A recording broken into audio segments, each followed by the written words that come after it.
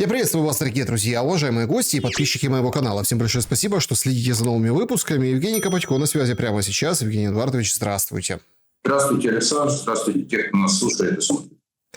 Евгений Эдуардович, важный вопрос на самом деле – это перспективы урегулирования. С этого хочу начать, потому что кажется, что эти перспективы где-то в таком тумане, в котором поди разбери, что вообще происходит. На фоне внутриполитических вещей, которые происходят в Украине, мы отдельно этого коснемся, разберем, мы видим вот буквально, да, переговорный процесс, который идет в Майами, новом дипломатическом центре Соединенных Штатов Америки. Вообще новые подходы. Большой материал выпустили о том, что что-то Рубио как-то плюнул и пошел в Венесуэлу заниматься. Даже не приехал к натовцам на, так сказать, разговор. Вроде как министры иностранных дел НАТО собираются, или собирались, да, а Рубио там не было. И вообще сейчас говорят, Рубио, в общем, побарахтался в этом вопросе урегулирования украинской войны. И, собственно, ушел на другие поля и территории. А Витков продолжает звать к себе. И, в общем, не отпускает Витков ни Умерова, ни Гнатова, а это вот эти двое фигурируют как члены переговорной группы. Им будет, я так понимаю, рассказано в деталях, и уже рассказывается, 2 раунда было, сегодня 3, о том, что же наговорили, условно, Витков и Кушнер с Путиным. И видится это все на фоне усиливающихся обстрелов, вот как прошлой ночью, утром, да, по Украине, что никто останавливаться не собирается. А о чем тогда говорят, если эскалация растет? И что это вообще за переговоры такие? Что это за контакты американской стороны и украинской? Как вы их оцениваете? Давайте попробуем по пунктам и коротко. Первое, значит, все равно переговорный процесс идет. Я думаю, что американцы гнут свою линию. Исходя из того, что сегодня опубликована стратегия, или там на днях была, условно говоря, опубликована стратегия Соединенных Штатов. И я полагаю, что это, знаете, как картина, вернее, как книга Бжезинского «Великая шахматная доска», так и стратегия Соединенных Штатов. Публично выложена позиция Соединенных Штатов на ближайшую перспективу относительно мира, отдельных регионов и стран в частности. Это первое. Значит, там идет разговор о том, что мир на Украине необходим Соединенным Штатам сейчас, потому что это входит как-то в тему стратегических интересов. Это первое. Второе. Переговоры, которые проходят в Майами. Они, безусловно, идут под контролем Соединенных Штатов, идут под давлением Соединенных Штатов, и Украину будут додавливать. Это тоже очевидные вещи, потому что с уходом Ермака, это еще его до конца не добили, я сразу говорю, такие вещи, которые, на мой взгляд, имеют большое значение последствия для Украины, для украинской элиты. Эти переговоры все равно идут под контролем Соединенных Штатов, под давлением Соединенных Штатов и под давлением на людей, которые, собственно, должны сейчас каким-то образом участвовать в этом процессе. Прежде всего, Зеленский и его ближайшее окружение. Сместились акценты, условно говоря, называют про британского Ермака, на про американского Рахами. Я еще раз говорю, это с большими допусками, они все прозападные. В этом вся основная суть, на мой взгляд, этой ситуации.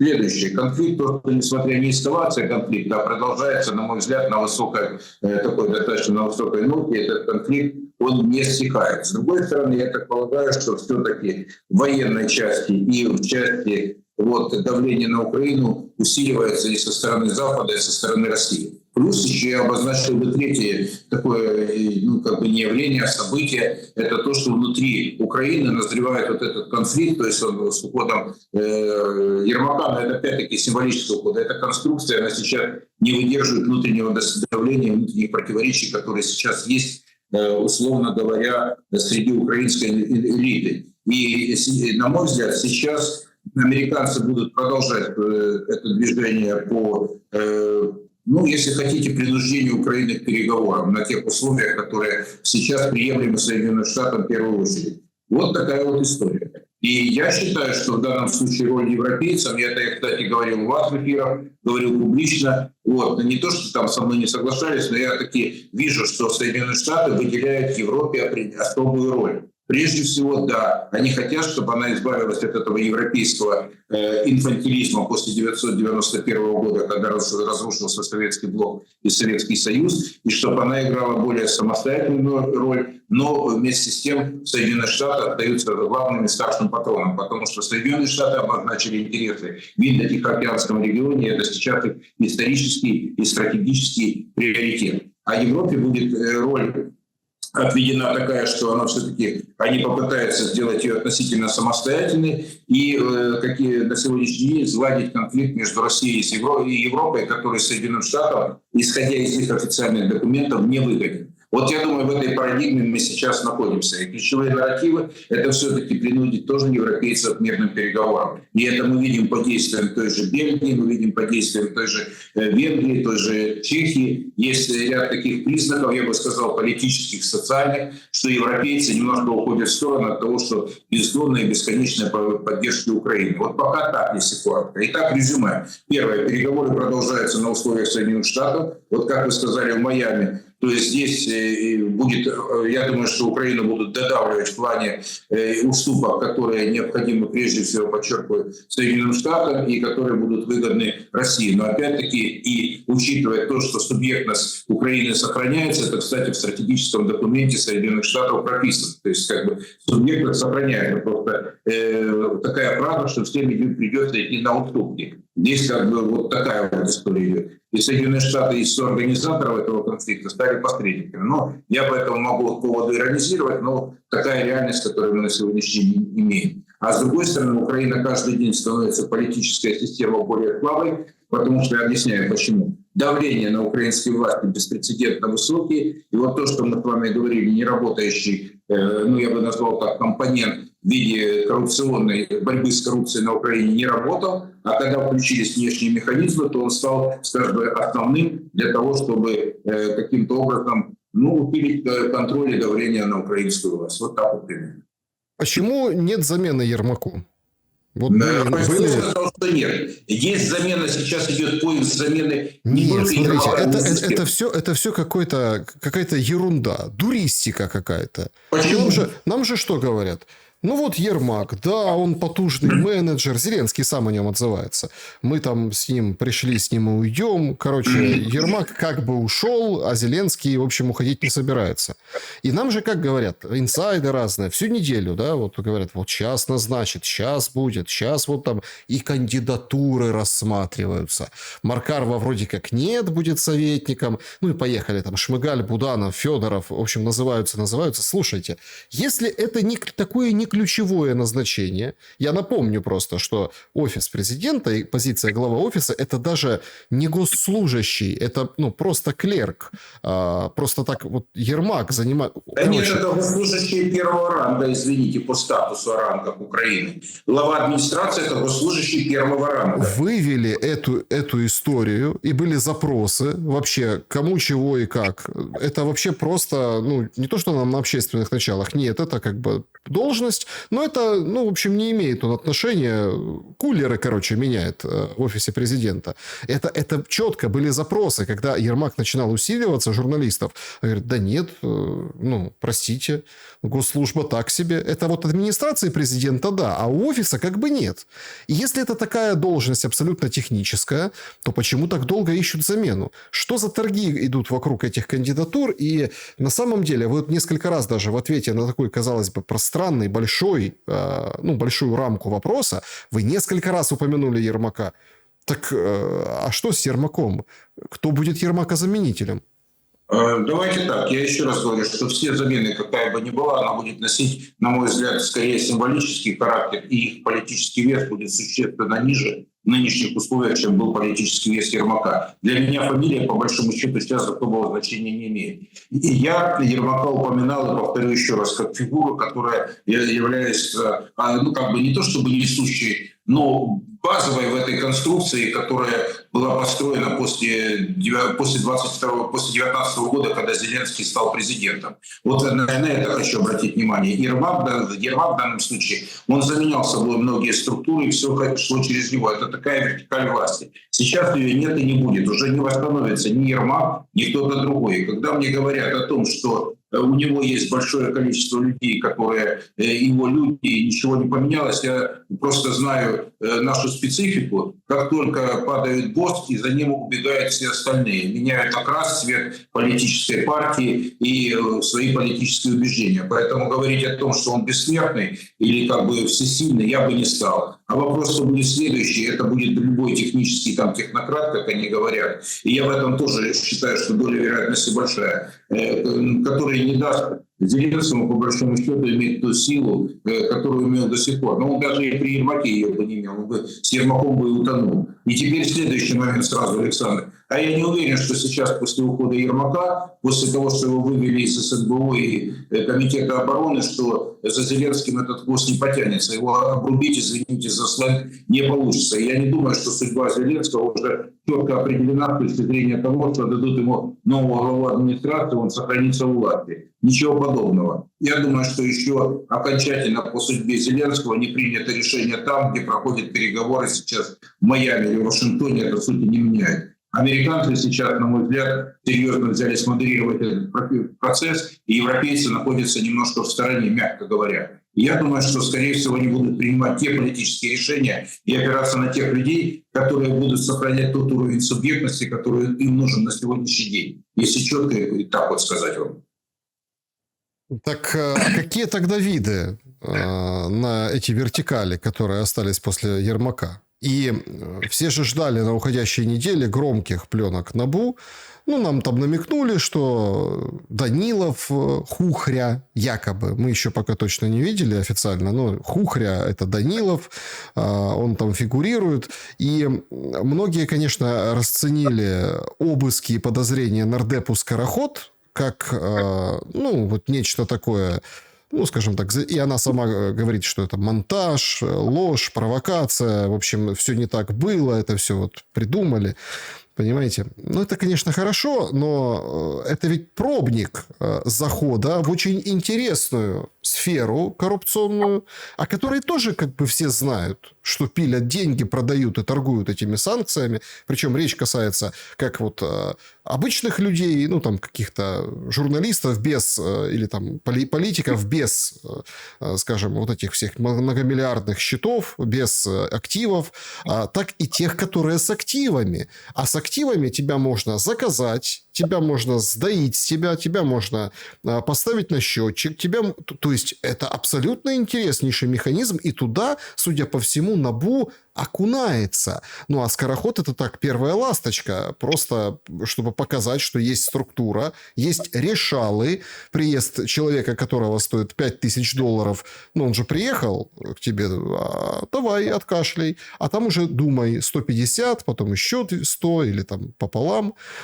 Как вы думаете, насколько перспективно это направление и почему молчит НАБУ? Задобрили тем, что отпустили Магомед Расулова и, ну, чуть не отпустили другого детектива?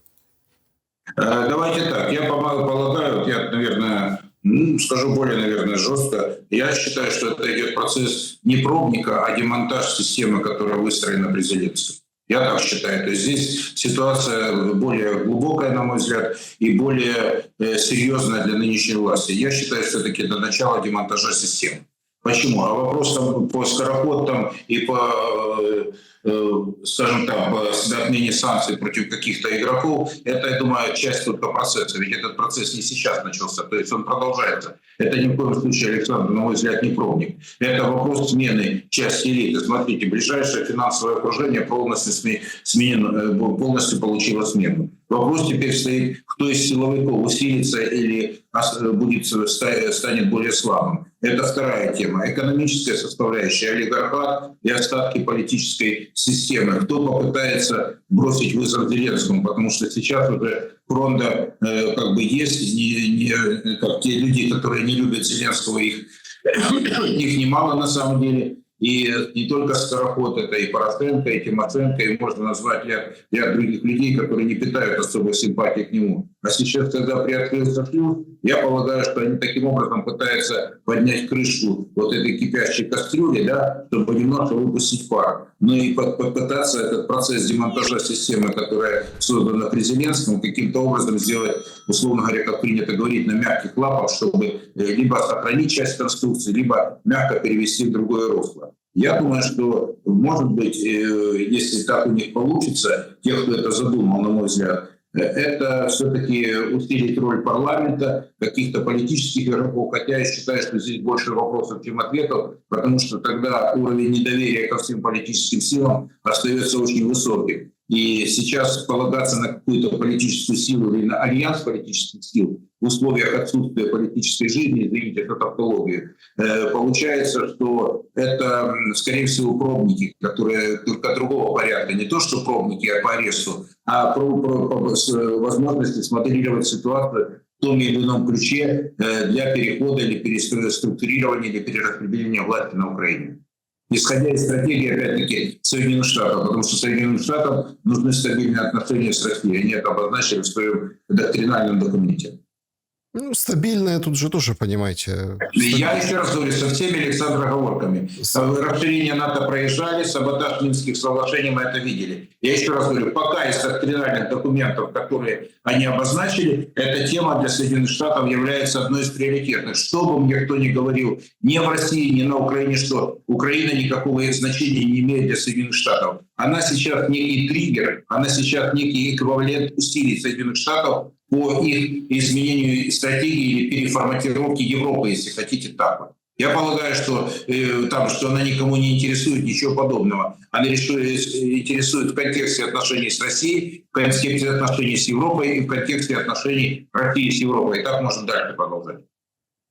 Мы слышим голоса, ну вот вы там говорите Европа, напомнили о премьер-министре Бельгии. Но там же опять собирались вчера, думали Думу о том, что делать с российскими активами, ни к чему не пришли. Итальянцы, конечно, выкатили сенсацию, не зря стреляли в голову свиньи с портретом зама Мелони Сальвини. Итальянцы говорят, ребята, мы вам будем всеми силами помогать. Дипломатически. Ну, то есть, денег нет. Они там, конечно, отлистали немножко выше, но сейчас, в общем, говорят, мы прекращаем это. Подавая пример тем странам, донорам. Вот опять, тут же очень важно понимать. Понятно, что есть там страны, которые, ну, считаются с особым мнением. Словакия, Венгрия, и их там даже окрестили, помните, пару недель назад в какую-то ось внутри ЕС. А тут Италия, ключевая страна, одна из ключевых стран Европейского Союза, делает то, что она делает, как бы понимая, куда все идет. Но немцы, французы, собственно, продолжают играть в эту игру. Макрон мчится к Си Цзиньпину, пытается перетащить его на свою сторону. И, в общем, вот эта история внутри, она же чем подкреплена идеологически у Европы? Что сейчас Россия нападет. Эта тема, на самом деле, она, кроме темы войны, очень важна. Нападет ли Россия? Путин дал ответ. Если хотите войны, начинайте прямо сейчас. Мы готовы прямо сейчас, давайте. Ну, демонстрируя прежде всего то, что Россия нападать не хочет. И вот этот миф начинает рушиться. Многочисленные молодежные протесты в Германии против возобновления срочной службы – это яркая картина того, что происходит. И вот идеологически не выдерживает этот миф о том, что нам нужно помогать Украине, накапливать оружие, всех под ружье, потому что Россия вот такой враг. Враг, с которым стабильное сотрудничество у США. Как разрешить вот эту европейскую дилемму и какой выход есть? Такое ощущение, что это будет вот как власть Ермака, да, или как там Банковая, будет осыпаться по частям. Отвалился тот, отвалился этот. Вот так и в Европе. Но на самом деле вы правильно сказали, что начнем с того, что если по частям осыпаться будет власть, вы очень красивую аналогию сделали. Им не надо сейчас тем, кто в этом процессе участвует и дали сотни миллиардов долларов, чтобы этот проект сейчас рухнул. А вы сами понимаете, сколько часов нужно, если на сегодняшний день, давайте так, Соединенные Штаты говорят, обнуляем помощь Украине. Ключевые западные европейские страны говорят, обнуляем помощь Украине. Сколько эта власть продержится часов? Или минут, давайте так, после этого объявления, я называю вещи своими именами. Иллюзий строить не надо. Второе. Европейцы на сегодняшний день, они прекрасно понимали, потому что это тотальная ложь. Я, знаете, вот, не так часто говорю категорично по поводу того, что Россия нападет. Я помню еще не то Сикорский, не то кто-то сказал. Вот интересно, что 450-миллионная Европа у 330-миллионной Америки просит защиты от 140-миллионной России. Этим сказано все, потому что эти фразы они прекрасно понимают. Вы знаете, почему я лихорадочно думал, он прекрасно понимаю почему. Потому что здесь европейцы понимают, что это тотальная ложь относительно угрозы со стороны России. Потому что слова не России были о том, что надо нанести стратегическое поражение России в войне на Украине, мы будем помогать столько, сколько нужно. Они понимают, что этот актив сейчас является токсичным. Они понимают, что проблемы, которые назрели в украинской власти на сегодняшний день, связанные с коррупцией, это проблемы, порожденные Европой, потому что сотни миллионов долларов давались наличными. И это, понимаете, что порождает коррупцию? Когда вы даете деньги наличными и не требуете на данном этапе отчета. Хотя на самом деле вы контролируете все приток там, чемоданов,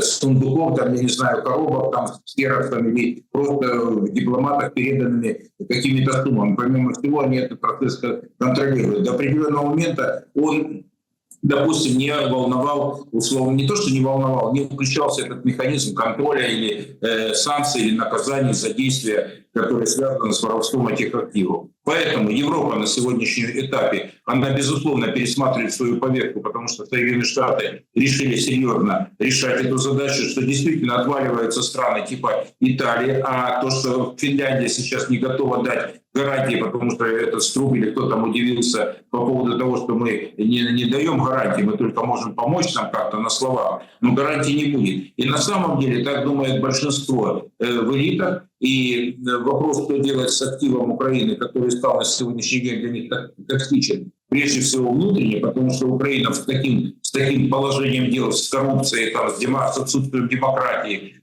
с этим, ну, я скажу мягко, не очень человеческим подходом к людям, которых призывают в армию, вряд ли является, как сказать, приятным или таким, скажем, активом, который можно приобрести или пригласить в семью свободных европейских народов, как они говорят.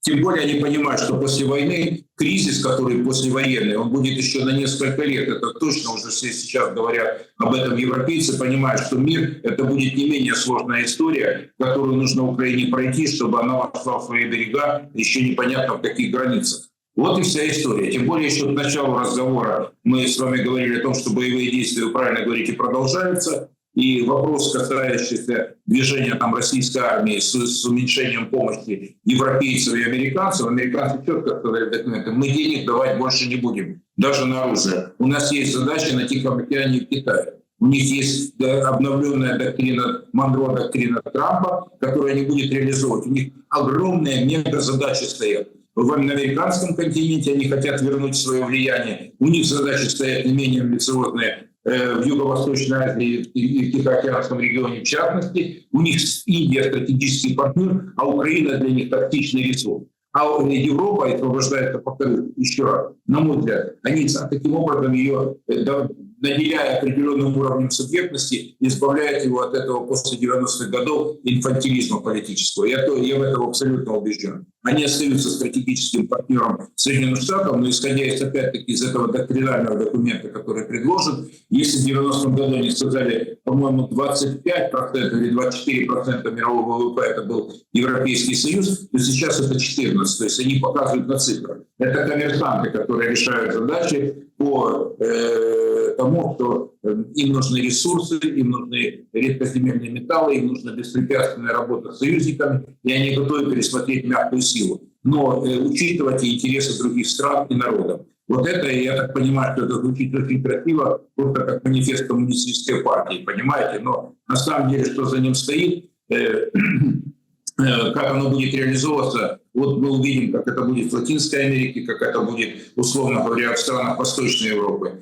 И на мой взгляд, если сейчас вот анализировать ситуацию, Соединенные Штаты, по-моему, очень четко, да, и это по реакции европейцев, они начинают додавливать уже Европу без компромисса, они пускают их на переговоры относительно России, они начинают додавливать, и я думаю, что за Италией последуют еще шаги, которые действительно могут обвалить вот эту ситуацию на Украине. Я не знаю, вот единственное, какой я могу дать ответ на вопрос, они действительно будут заваливать ситуацию на Украине до коллапса такого полного, где там уже, знаете, как во времена французской революции, пока там уже это все не перебурлит, не перекипит при закрытии границ.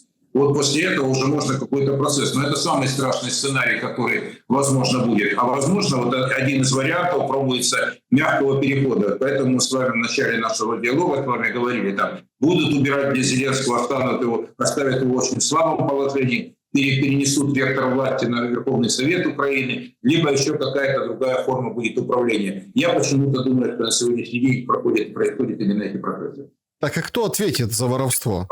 Я думаю, что ответят те люди, которые, в принципе, непосредственно участвуют. Хотя, может быть, и не ответят. Вы знаете слово «ответить». Я ценю, что за стену и за $1 миллиард ответил. Он сейчас спокойно чувствует себя на Уралах, которые проходят там по будущему Украины. И человеку, которого предъявили, условно говоря, подчеркиваю, я не судья, чтобы говорить, но человек, которого обвинили в присвоении $1 миллиарда, да? И что с ним случилось? Ничего. Что Минича и Цукермана из Израиля отпустят, я вас умоляю. Я полагаю, что... Я не исключаю, конечно, моменты, но это, наверное, будет сведение счета внутри среды. А еще один момент, на который, наверное, стоит обратить внимание. Надо понимать, как поведут себя другие олигархи, типа Порошенко, который в тюрьме находится...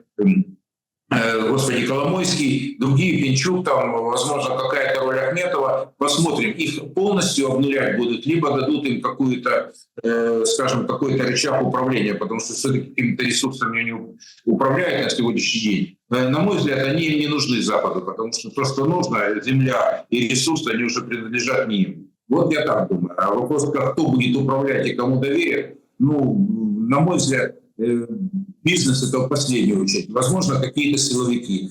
Но опять-таки, если нужен мир, то силовики здесь неуместны. И возвращаясь, Александр, кстати, очень важному вопросу переговоров, 600-800 тысяч армий, я до сих пор понимаю, что это, не извините, опять-таки, за такие категоричность, что это не то, что бредовая идея. Потому что вместе, я посчитал, ВВП, 5% условно говоря ВВП Польши, скажем, 55 миллиардов евро, Германии 68, французов тоже примерно столько же, там 50 с лишним миллиардов евро. Так это 3 страны с ВВП, у одного около триллиона, у другого 4,6, у другого 3,6. Дальше. При армии 600 тысяч человек, который берется минимум, и население, по-моему, 170 миллионов человек, потому что Германия 80 с чем-то, французы и поляки. Вот и считайте население.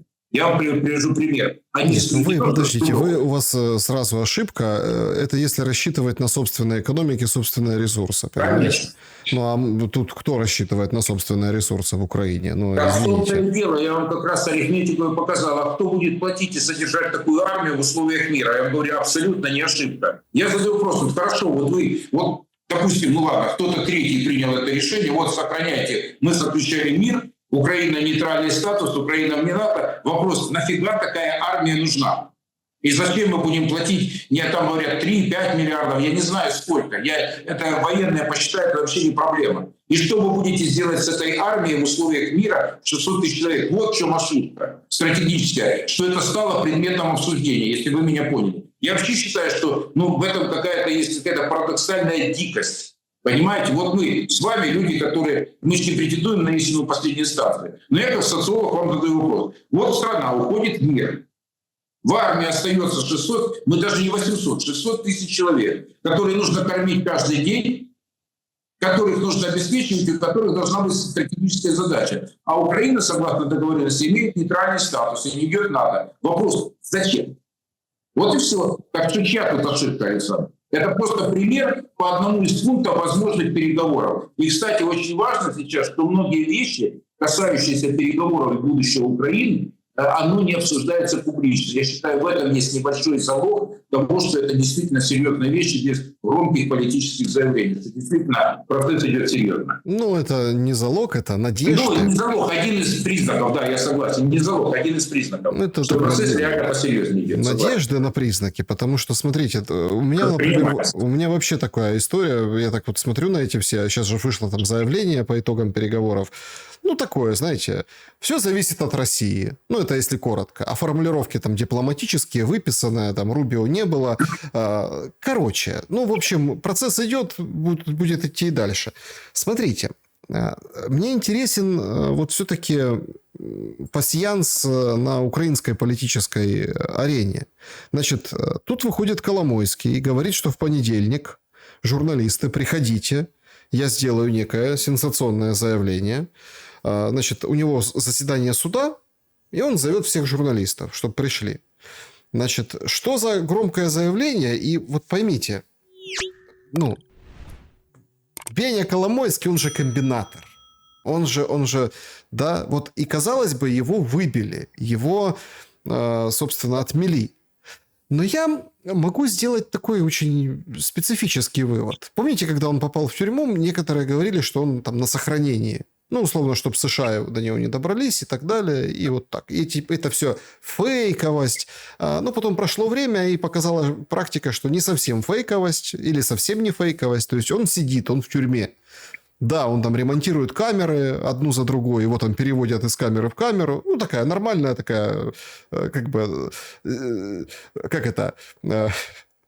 Хозяева СИЗО радуются, потому что можно его... Коммерческая составляющая имеет место быть. Да. И, в принципе, хорошо. То есть, когда такой человек, там это, да, понятно, что у него там не те финансы, понятно, что там есть Лондон с тем Боголюбовым решение по возврату финансов по Приватбанку. Но все же тогда четко говорили, смотрите, Коломойский, он может выстрелить в очень удобный момент.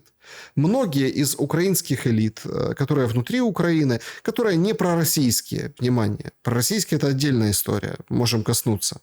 Это тоже очень интересно, какое влияние, условно, политиков и людей, которые уехали в Россию, да, и будут влиять на дальнейшие процессы политические в Украине. Меня другой момент интересует.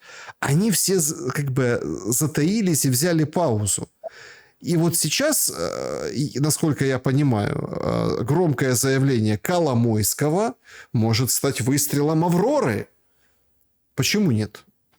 Но, опять-таки, это почему нет в рамках нашего с вами сегодняшнего диалога. Еще раз говорю, если моя гипотеза относительно того, что сейчас идет демонтаж системы, связанной с Зеленским, с нынешней системой управления на Украине, почему бы нет? И вопрос я сейчас бы тоже не преувеличивал, потому что, ну, слушайте, у нас уже столько было сенсаций, я вам такое скажу. Сенсация делается тихо. Условно говоря, сидишь, и вот вам информационный взрыв. И публика в ужасе, понимаете, от этого всего испытывает мистический ужас, трепет и дрожь.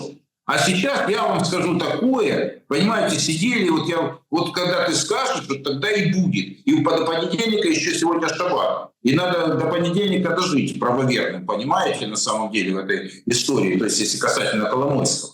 И вопрос даже дело не в том, что сейчас еще 2 суток и объявление. Еще раз говорю, не исключаю, что может быть какие-то там заявления серьезные. Но опять-таки мы комментировать будем только то, что заявлено будет, но то, что это не на пользу украинской власти, это очевидно. Даже вот такое может быть громкое заявление. Это значит, усиливается нервозность в окружении там Зеленского, в окружении тех людей, кто работали. Это не на здоровье, опять-таки, украинской власти. Даже это предупреждение. Это не на усиление власти идет. Вот здесь я соглашусь, и на этом, пожалуй, Александр, зачем нам кормиться домыслами? Нет, мы не будем кормиться домыслами, мы все-таки попробуем разобраться в фишках Коломойского, которые у него есть, и в картах Коломойского. Потому что многие сразу поняли, что что-то идет в сторону договорняка, когда Кушнер присоединился к Виткофу.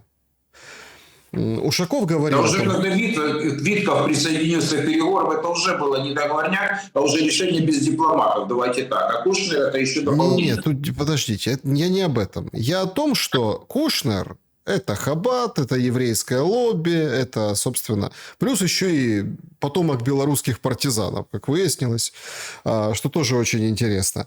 Ну, как добавляет специфику в этот разговор. Причем его роль очень такая таинственная. Ушаков говорит, смотрите, ну они же хорошие друзья, там могут, Путин и Витков уже давно встречаются по много часов. А Кушнер как бы принес конструктива, говорит Ушаков. То есть конструктива. Поэтому конструктивно представители еврейского лобби, да, возрадовались, ну, как другого еврейского лобби, назовем это так. К чему относятся днепряне, как это одного из центров вот этой условно силы и народности.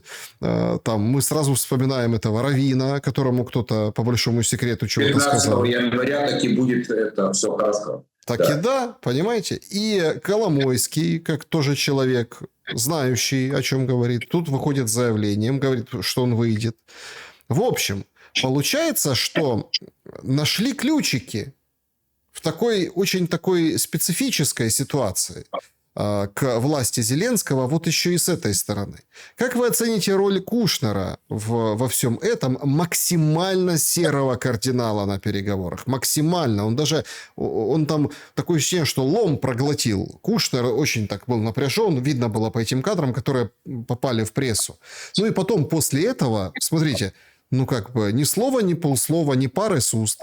Это можно в Газу приехать вместе с Виткофом и сидеть там с военными в бинокль смотреть, наблюдать, чтобы никто не нарушал перемирие, когда уже все типа произошло.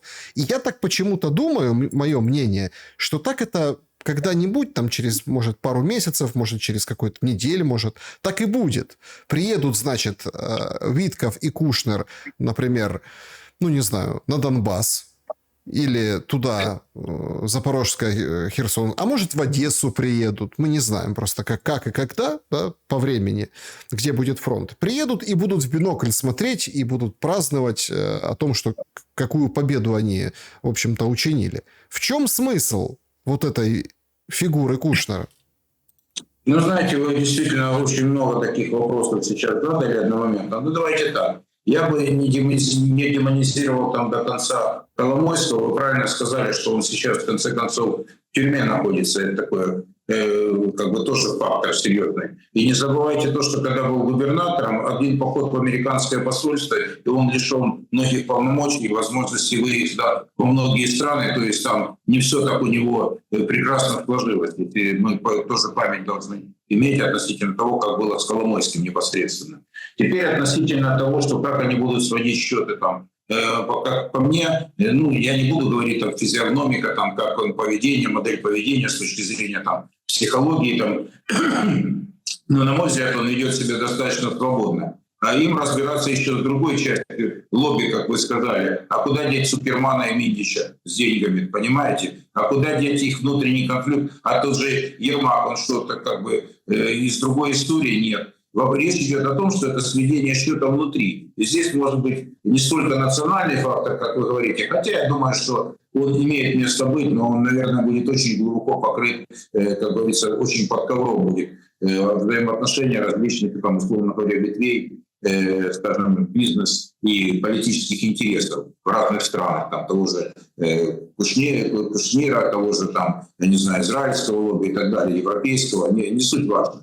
Я считаю, что, на мой взгляд, он ведет политику прежде всего Соединенных Штатов. Он отстаивает интересы Соединенных Штатов, я говорю о Кушнире именно. Он отстаивает интересы президента Соединенных Штатов, потому что он ему близкий родственник. А если так исходить из того, что какое отношение внутри семьи, то я полагаю, что они там действуют совместно и заодно. Я думаю, что, скорее всего, Америка снова должна стать великой, в том числе и при усилии того же Кушнира. Вот такая вот история. Я думаю, что вопрос украинских игроков в этом плане, он в последнем менее важен. И еще раз говорю, мы порой наделяем их субъектностью, когда это невыгодно. Вот сейчас, смотрите, Александр, хорошая аналогия пришла. Мы там вспоминаем Коломойского, у которого там, да, есть там месть, который сделает заявление, о котором мы почему-то должны говорить, которого нет. Но по факту и это все ослабляет того же Зеленского. По факту получается так, что если сейчас такое же давление будет оказано на Зеленского, то его субъектность будет уменьшаться каждый день. И у переговоров говорить, что мы не можем договориться с Зеленским, потому что он упирается, уже не придется этого нам делать. Понимаете? Он не участвует в переговорах. Да, он не участвует в переговорах. Вот понимаете, вот ключевой же момент. И нас вот это вводят, вот это козу, знаете, вот эту. А я вам об этом же и говорю. А он не участвует, он не участник переговоров. Европа тоже не участник. Понимаете, он не участник. Статус понизили одномоментно. То есть играли, что вот мы без Зеленского никуда, без Украины никуда, без Стармера этого еще кого-то. Вот такие дела. Вот такая вот история. И все. На сегодняшний день для них важно сейчас, чтобы американцы четко выстроили свое поведение, а под нее подстроились остальные. Вот так я себе картину вижу. Вот что бы мне кто ни говорил. Европейцы, да, понижена субъектность. У Зеленского понижена. Это их задача, и они ее сейчас реализуют. И, кстати, подтверждение там все средства массовой информации, и включая то, что мы опять-таки говорили, итальянцы, венгры, плюс чехи еще, плюс непонятно такой в образ стали финны. А мы тут мы гаранты. Нет, мы не гаранты. Мы так погулять вышли в этой истории. То есть, да, мы видим, что изменения. Я всегда, что изменения идут. И в социальных и политических процессах для меня важно, как для социолога, не заявление политика, а политические изменения. Вот сейчас я вижу, они наступают, они идут хотя бы потому, что у Зеленского низкий социальный сейчас политический статус. У ближайшего окружения его тоже низкий политический статус. И вопрос любого игрока из бизнеса, Коломойского, еще кого-то там, коммерсантов, политиков, он уже не будет иметь того статуса, который имел Зеленский. Любой игрок, который он имел в 2022 году, который Ермак имел в 2023 или в 2024 году, этого уже не будет. Вопрос будет, что будет дальше. Вот сейчас мы с вами поставили большой знак вопроса. Нет, смотрите, вообще то, что будет дальше, уже как бы есть такое выражение Арестовича у меня в эфирах, он любит: все, что будет, уже есть. В Кончезаспе ГУР, собственно, пленит и выбивает по заказу, как выясняется, бизнесменов одесских Кауфмана и Грановского, очень известные люди, и вы о них тоже знаете, еще по делам, тем украинским, да, когда имеется в виду до военным, до больших войн, специфические товарищи в Кончезаспе отбивают у военных территорию, санатория. То есть конкретно стреляли. Не просто там залетели там чего-то мордой в пол, да, красиво. Нет. Прям боевые действия в полном снаряжении. В Кончезаспе война. Представьте себе, уже это есть. Значит, уже сейчас есть ситуация, когда народ... Вот я хотел бы отдельно, как с социологом с вами поговорить. Смотрите, последние, они собрались, эти все силы пропагандистские, и прям давят, прям въезжают, прям последний дембельский аккорд пропаганды. Значит, ситуация. Во Львове человек с ножом, в общем, отбивался от ТЦКшников. Погиб ТЦКшник. Его максимально пышно, насколько это возможно, во Львове похоронили. Сам этот ТЦКшник воевал с 2014 года, он харьковчанин сам по себе. По иронии судьбы, любил коллекционировать ножи. Собственно, так случилось, да, бывают такие в жизни истории. Но лютовали и зверствовали его товарищи. Даже на суде сидит этот парень 30-летний и говорит: ребята, остановили, проверяют документы, меня уже так останавливали. Дождались, давайте дождемся адвоката. Никто ничего не дожидался, они вылетели, наваляли ему, и он говорит: я не помню, у меня вспышки раз, два, то есть я уже там дома, уже там смываю слезоточивый газ. Задули газом, и нож ваш, мой нож, мог. Говорит: вы бы сделали еще раз так? Говорит: я не контролировал ситуацию, когда вас 4 мужика бьют, собственно, вы понимаете, какого человека вы убили? Говорит: не понимаю. И сейчас начинается очень интересное движение у этих ломов, которые там за войну до последнего украинца. Значит, выходит Мирослав Гай, говорит: надо разрешить ТЦКшникам оружие. Стрелять разрешить. Да? Другие говорят: надо еще какие-то меры предпринимать. И начинается. ой, жалко ТЦКшника, и надо что-то делать. Военная омбудсменка, есть такая военная омбудсменка, говорит, надо что-то делать вообще с этим. ТЦКшник не имеет права применять вообще ничего, трогать не имеет права гражданина. Как на этом фоне, вот том, что мы описали, таком большими мазками геополитическом, американском, на этих верхних эшелонах власти, получается, что паны дерутся, а щепки уже полетели, причем такие хорошие, которые лоб могут пробить. Ну, смотрите, несколько сразу, вот я себе записал пометок.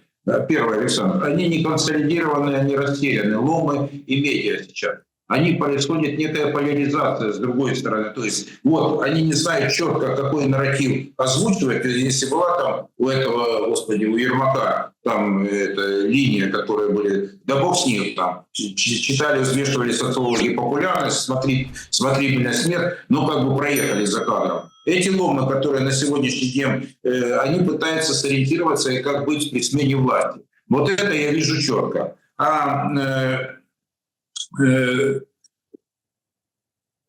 Если то, что происходит в условиях поляризации, я вам скажу так, что будет очень много противников этого режима из этих же тоже многих ломов, потому что сейчас все ждут, условно говоря, где сломается. Уже, как вы правильно сказали, короткая обратная история. Посыпалась немножко, начинает сыпаться конструкция, вот это 22-го года, скажем так. И вот сейчас они думают, либо ее ломать, я же говорю, вот просто пусть оно горит хата, горит забор, если так совсем цинично. Для Запада это все равно туземцы. Вот на Украине как раз элиты этого понять не могли. Они не партнеры. Вот когда вот это доходит сейчас, и вот некоторые там депутаты, военные говорят, так мы же не партнеры, нас использовали как инструмент.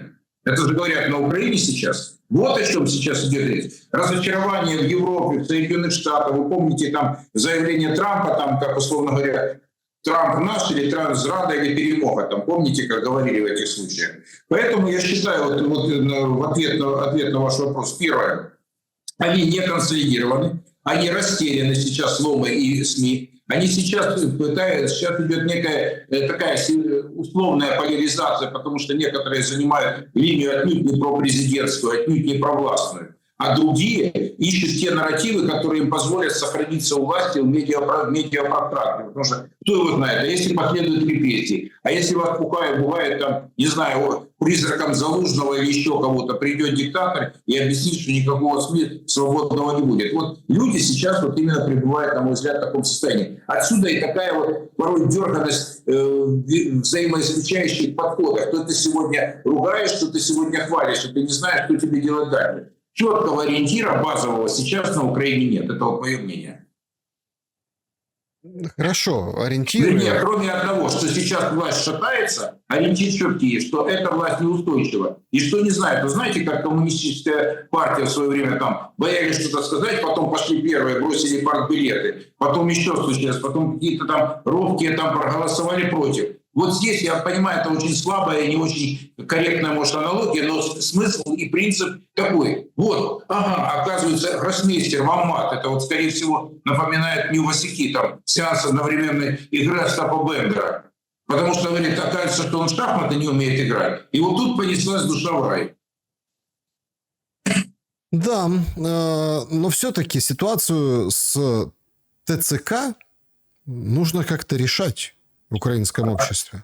Я думаю, что это может быть другой триггер. Да, мы, кстати, только на эту часть по ломам ответили, а по ТЦК следующее. Это как раз точка разлома в украинском обществе, я вам как социолог говорю, очень серьезная. Об этом говорят социологические опросы. Там, где они проводятся на Украине, да, они видят, что это проблема для украинского общества. Она пока, не то чтобы под контролем. То есть, да, есть сопротивление, есть действия. Пока это не приносит какой-то таким необратимым действием политического характера. Вот, условно говоря, вот наступил момент, и Ермаку пришлось уйти. Вот наступит тот момент, либо отменят ТЦК, либо произойдет какие-то локальные социальные взрывы, которые поведут за собой уже цель принятия политических решений. Я вот о чем говорю. Пока это носит стихийный характер, мы понимаем с вами, Александр, что это действительно проблема очень серьезная для общества, которое его дико раскалывает. И она имеет тенденцию к ухудшению помимо всего прочего, по той простой причине, что неопределенность идет на фронте. Вы же видите сейчас, что происходит. Как? Вы договариваетесь за нашими спинами, а сейчас идет война, нам денег на войну не дают, люди в армию не хотят идти, десятки тысяч, те, которые самовольно покинули часть. Вот это поле информационное, в котором живет сейчас страна. И даже если есть этот марафон, то он не закрывает все дыры, потому что люди живем, когда говорят о других вещах. Какая-то у меня там кого-то взяли, этот ТЦКшник, мы ему отомстим. Тут пришли ребята из армии, условно говоря, которые сказали: ребята, бегите из этой армии, или наоборот пришли те, которые сказали: мы отвоевали, вы идите в армию. Вот это сейчас получается такая общая, такая кухня очень серьезной ненависти внутри общества.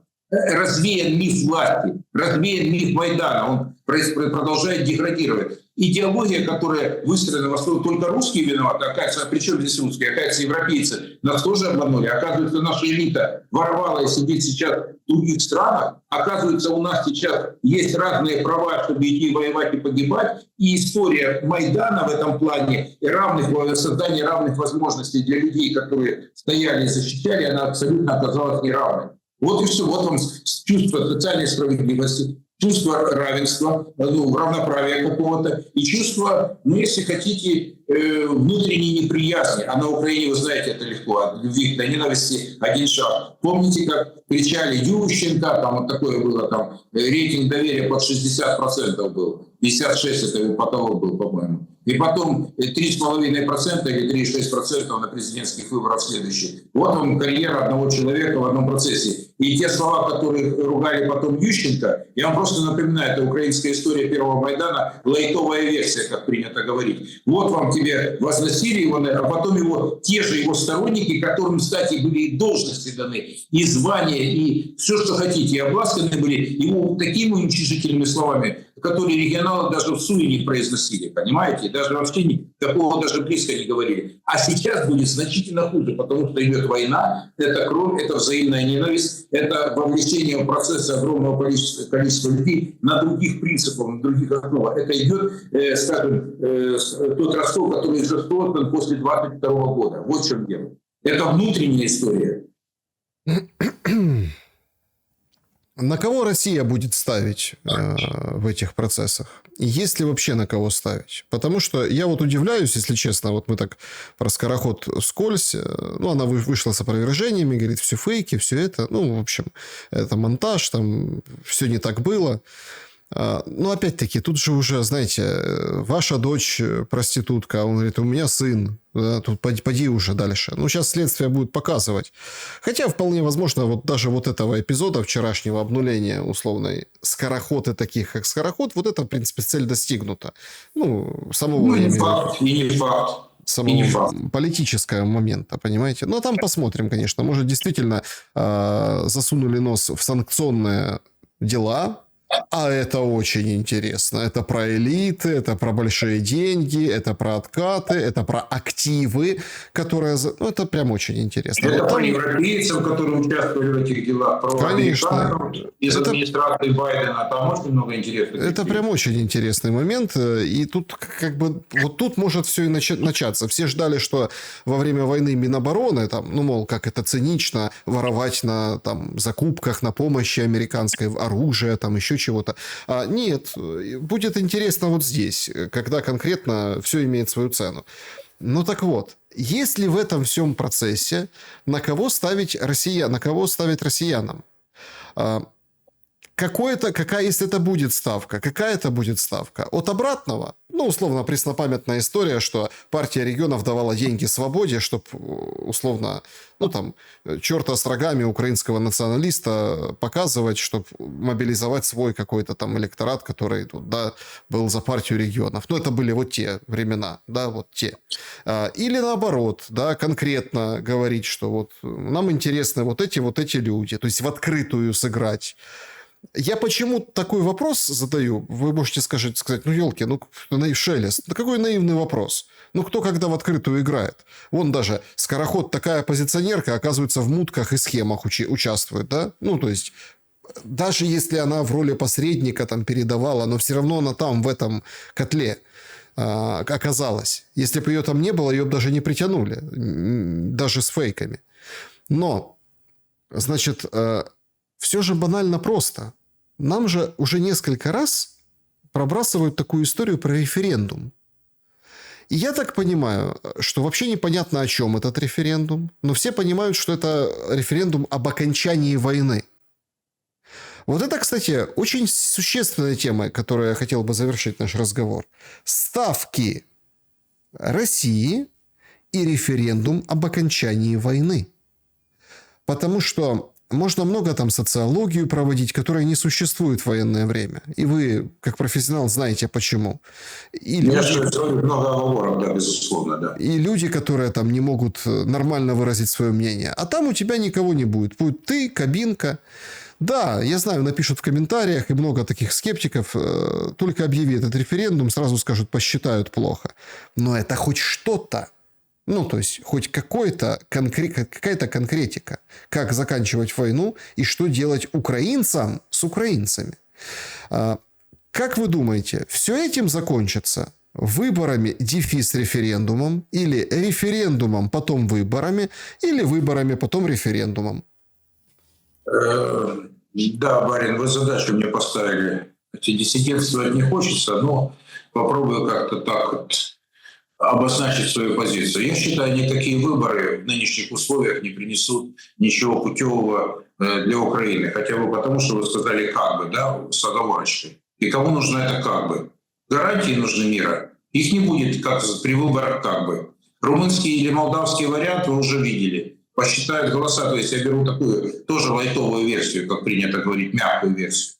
И что получится в этом итоге? Выборы как инструмент, он не работает в нынешних условиях, даже если будет перемирие. Это мое глубокое убеждение. Что бы мне никто ни говорил. На кого будет ставить Россия, я не готов сказать. Ну, появится, очевидно, ну как, есть инсайды, естественно, я же в процессе много лет и примерно могу понимать.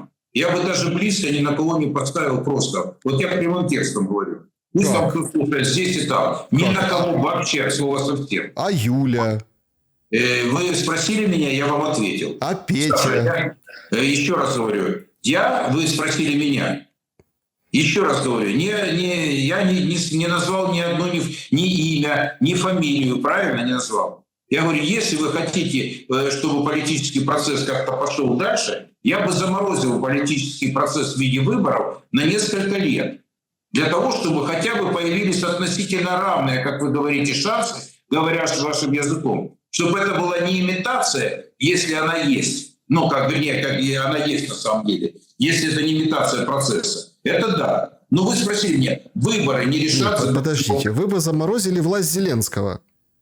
Нет. Что? Смотрите, есть несколько вариантов, которые я так вот, знаете, пытаюсь прочитать, какие варианты сейчас предлагаются. Ну, допустим, перенос активов принятия политических решений на Верховный Совет. Как вариант слабый, но есть. Дальше. Вопрос о том, что без, условно говоря, внешнего управления под управляющими люди, которые вне политики... Подождите. Какой Верховный Совет? Вот этот? Я еще раз говорю, нет, это то, стойте. что Состав парламента, на которого хоть ты оппозиционер, хоть ты свой в доску, хоть ты там из любых друзів, хоть ты из семьи, хоть ты юзик из Кривого Рога, на всех есть папочки. И, как видим, записи и видео, и не видео. Понимаете? И вот этот парламент вы теперь как бы наделяете центром силы. Я не наделяю, я говорю то, что предлагается. Как вариант. Говорю, парламент не наделал. И, конечно, подождите, если мы посмотрим на перспективу или выборы, или вот эти, то, елки, конечно, выборы. Более того, с этого парламента все свалить хотят. Свалить, забрать свои флешки. Они хотят власть в переходный период. А если будут условия, то они сохранят эту власть. И они за нее зубами будут держаться. Переобуются, переоденутся в воздухе, поменяют политический окрас. Вы вспомните по 2014 году, там, типа то ОПЗЖ или как его там называть.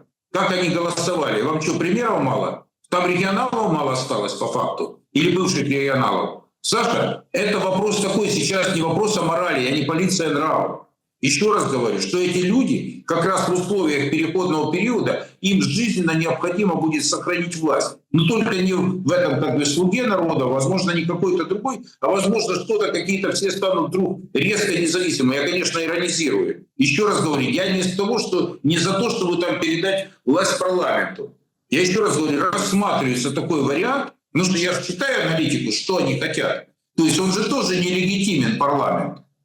Но еще раз говорю, есть ситуация, которая на время замораживает отношения, политическую жизнь в стране до принятия такого, когда страна входит в свои берега. И опять-таки идеализирую ситуацию. Выборы, я еще раз говорю, мое глубокое убеждение для всех, слева, справа, выборы вам не помогут. Ни красным, ни белым. Вот те, которые в задачи, которые вам будут решать, это будет опять-таки та же профанация. И потом вы будете задавать вопросы, а почему же в 2014 году поступили. Приняли, признали выборы. Признали. Что пошло дальше? Вы видели, случился Донбасс. Я ничего не путаю пока. Что вы хотите в условиях мира? Люди, еще раз говорю, это я очень далеко смотрю на парламент, который сейчас. Люди, которые сейчас завязаны на войне, на боевых действиях, тут другие должны принимать решения. Я не знаю, как это будет, но выборы не решат эту задачу, на мой взгляд.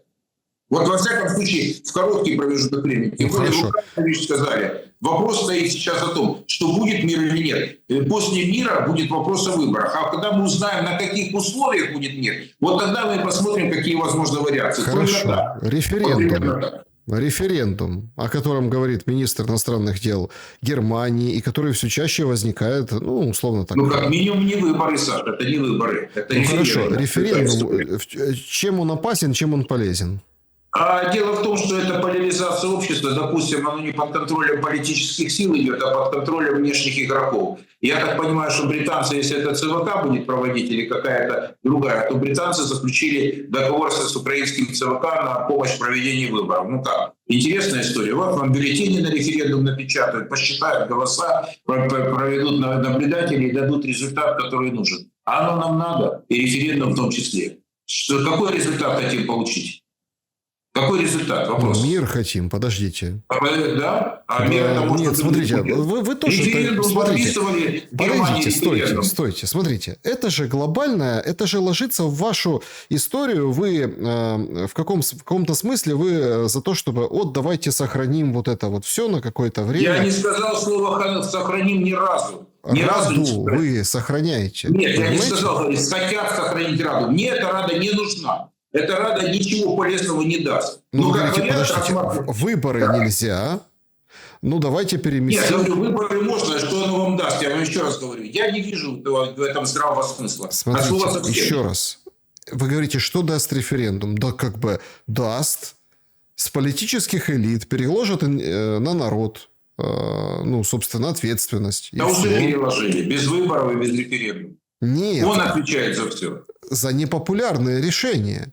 Ну и правильно, что... Давайте отдадим Донбасс. Люди возьмут, проголосуют, как они проголосуют. Важно, как посчитают, скажут, ну... И тут два варианта. Без народа, без референдума отдали землю иностранцам. Без народа, без референдума отдали недра иностранцев. Без народа, без референдума отправляет ЦВК людей на фронт. Какие вам еще аргументы нужны? Какой вам нужен референдум? Вот вам случилось с этим народом. Вот как они смотрят на него. И это же власть придержащая, как говорится. Какой референдум нужен? Это была сакральная тема продажи земли. Ее продали землю? Продали. Недра продали. На войну оформляют. Какие еще аргументы вам нужны? Какой референдум? Что вы хотите получить? Я вам просто показываю на примерах. Это хорошо, что вы сказали.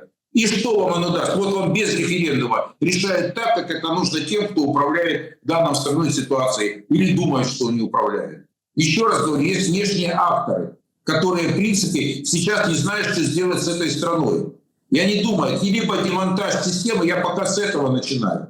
Как он будет идти? И вот они моделируют ситуацию. Если уже речь идет о России, почему я не то, что ушел от этого вопроса, Россия здесь будет не будет играть на этом этапе решающую роль. Да, конечно, есть заявление о том, что мы хотим восстановить, что тот же Арестович, я не цитирую, но тем не менее скажу, что он говорит, что нужен с русскими нужно решить, договариваться, как было раньше. А кто, если не Арестович, решал эти вопросы по разрыву и расколу отношений с Россией? Ну, можно все в этой жизни. Еще раз говорю, невозможных вещей нет. Но я не знаю инструмента, который позволит решить относительно безболезненно, и чтобы как-то в этом участвовала значительная часть населения. Но самое главное, чтобы он был легитимен. То есть любая власть хочет, чтобы мы записали договор о мире, А если он нелегитимная власть, я задаю простой вопрос. А придут, говорят, так это же власть нелегитимная. Так это же кто подписал? Так и кто придет? Ну, я имею в виду, что если подпишут какой-то мир, проголосуют на референдуме, а он оказывается левым референдумом, под давлением еще как-то, что будет тогда, Александр? Он и уже его легитимность будет сомнительная, по факту. Любого вашего референдума. Ну, так а что, а какой выход тогда? Воевать продолжать? Еще раз говорю, не о войне сейчас речь. Заморозить политический процесс. Референдум об условиях окончания войны. Элиты перекладывают ответственность на народ, сказали, вот смотрите, вы проголосовали, мы делаем, как вы хотите.